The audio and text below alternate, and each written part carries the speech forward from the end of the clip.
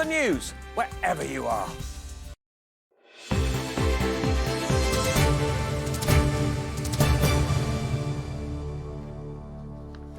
Hello there, welcome to ITV News. This is the late update from Calendar.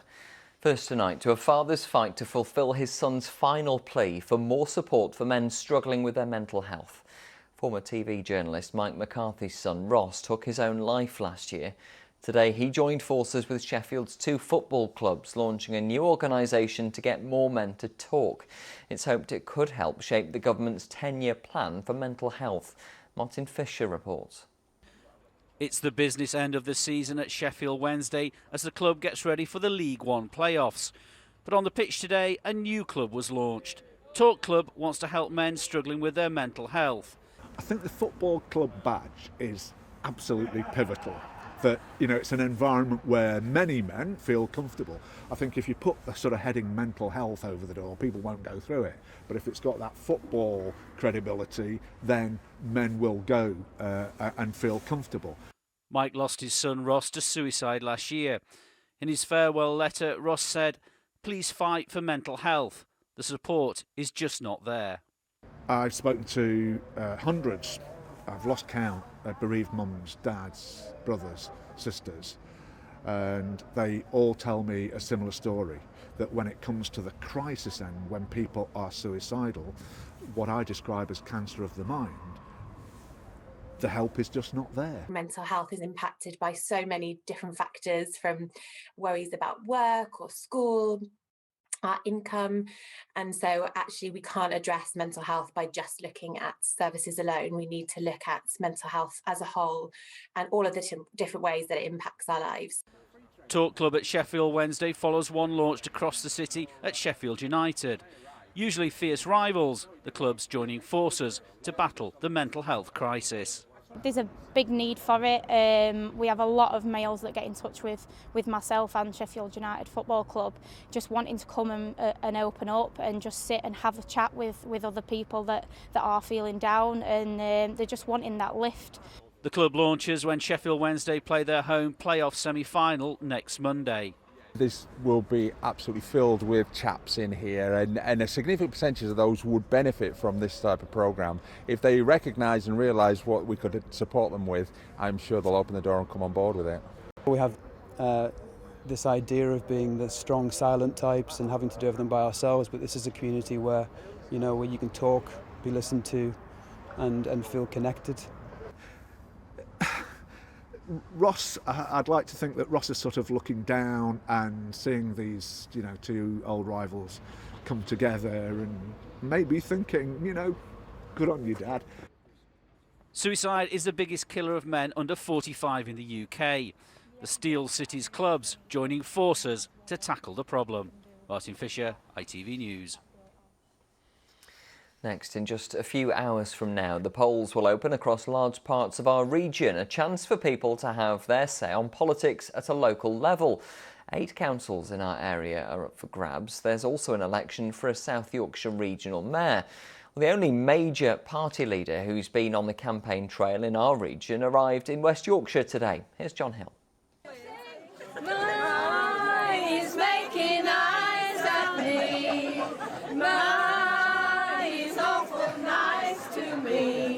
A greeting in song for Sir Keir Starmer from members of this senior citizens club in Horbury today. The Labour leader didn't join in, but he and all the other politicians are making eyes at all of us ahead of tomorrow's local elections. Here in Yorkshire we're fighting for every vote, and I know we've got to earn every vote.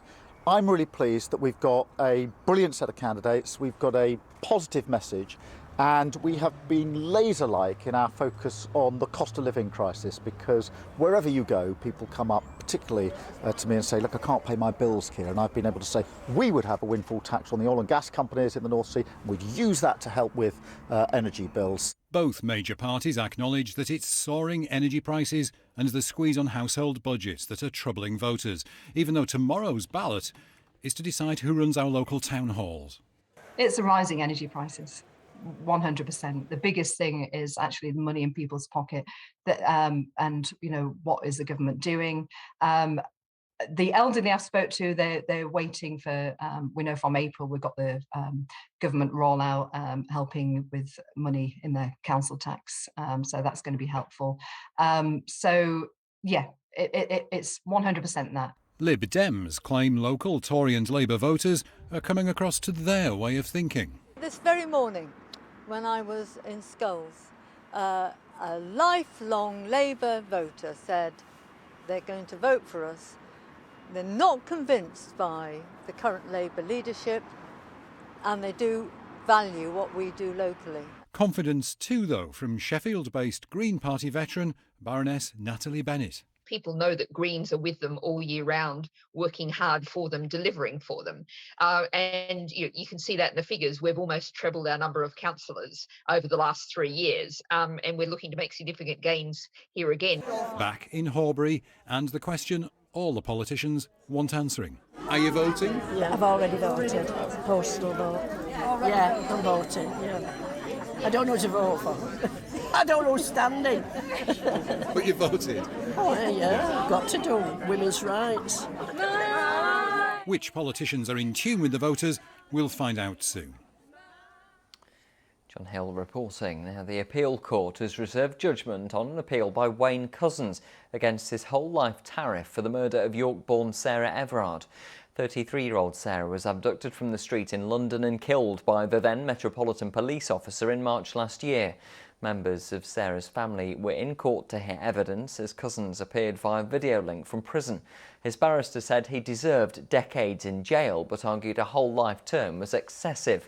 Barristers representing the Attorney General's office said the whole life order was right in this wholly exceptional case. A man's been charged with attempted murder after an incident at a mosque in Billington. 20 in charge of an offensive weapon. The charges are in connection with an incident inside the Madni Masjid on Newton Street in Bradford during Eid prayers on Monday morning. A man's still in hospital in a serious condition. Plans to close 7 care homes across Derbyshire could be approved by councillors tomorrow. The council says the homes, including the Spinney in Brimington in Chesterfield, would need millions of pounds worth of repairs if they stayed open. Residents will be moved to other care homes if the proposals go ahead. Campaigners say elderly people will be put at risk, though. It's where the most vulnerable in our society are cared for. The closure of these homes, once again, puts the most vulnerable in our society at risk. I would like to see the homes remain open. The Cabinet have a choice on the 5th of May.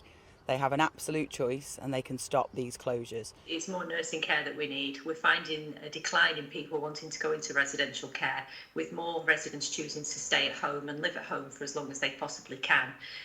In the future there will be more demand for nursing care, but we're actually seeing a decline in the need for residential care. Now, Yorkshire's own Mel B of Spice Girls fame has been at Buckingham Palace today, where she received an MBE. Melanie Brown from Leeds was given her award for services to domestic violence victims. Commending her charity work with vulnerable women, the Duke of Cambridge handed over the MBE in the first major investiture at the Queen's London home for over 2 years. Finally this evening, after a massive weekend for Rotherham United following their automatic promotion to the Championship, their celebrations continued into this evening. The team has been on an open-top bus parade through the town. It's the 4th time in 9 seasons they've won promotion. Supporters lined the streets and are excited about next season. Really nice just to see so many happy people, isn't it? You know, it's a long season for us. Obviously, it's been 10 months. And to finish it with a double in a weird way is really nice, and to enjoy it with the fans on a sunny night in Rotherham is pretty pleasurable. Happy that we've won, that we've been promoted in the Championship. Well, I were in pub and I just stood and cheered and cheered. You have to, don't you? OK, now here's John with the weather. A light drizzle is coming in from the west.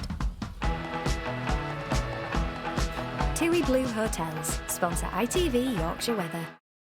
Hello again. Well, on the whole, I think it was a steadily improving sort of a day today. A bit of a damp, cloudy morning up at Ribble Head here in the Craven area of North Yorkshire, but things gradually did brighten up. And overnight tonight, well, it's pretty much going to stay dry with some extensive cloud breaks, just a little bit more cloud maybe up towards the Pennines, but a dry night to come. Temperatures down to around 6 Celsius, colder than it was last night. Now there is sun times for tomorrow, rising in the morning at 5:23 and setting at 8:44 tomorrow evening. So tomorrow then we start off with a fair amount of sunshine away from the Pennines at least, and we will see an increase in cloud during the course of the day from the northwest. That cloud might give a spit or spot, an odd light passing shower, but essentially I think it's going to be a dry day and a bright day, and in the sunnier spots temperatures up to 18 Celsius, feeling a little bit warmer than it has recently. And then on Friday, we've got a frontal system passing through, a band of thicker cloud, which will bring some showery outbreaks of rain. Top temperatures around 16 Celsius, but that sets the scene for a fine weekend. That's it. Good night. TUI Blue Hotels, sponsor ITV Yorkshire Weather. Thanks, Sean. That's it for now from all of us here on the Lakes team. Sleep well. Good night.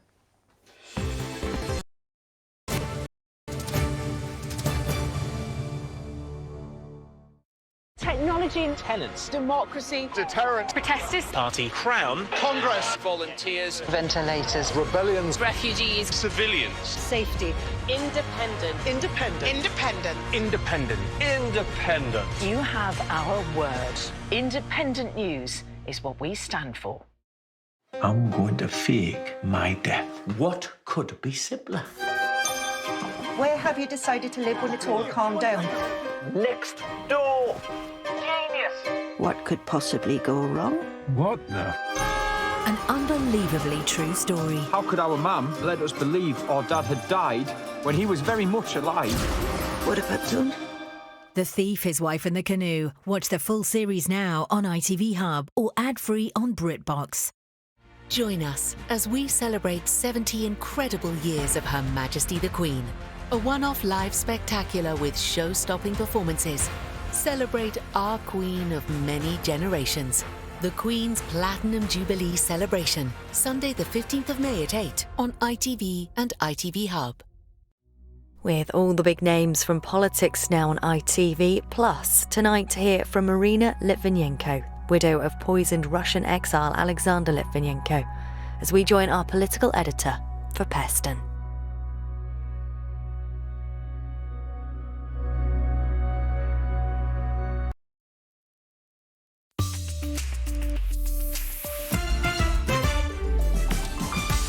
Hello and welcome. Coming up tonight, what does it mean for the United Kingdom that Sinn Féin may well win tomorrow's elections in Northern Ireland? I'll ask the Northern Ireland Secretary Brandon Lewis.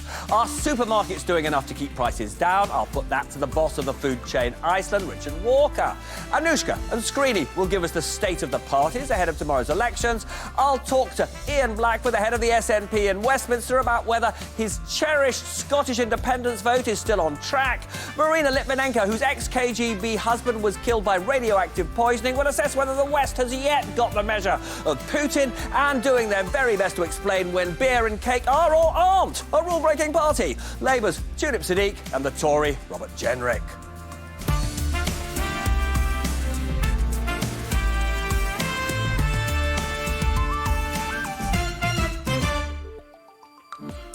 Watcher, I don't know about you, but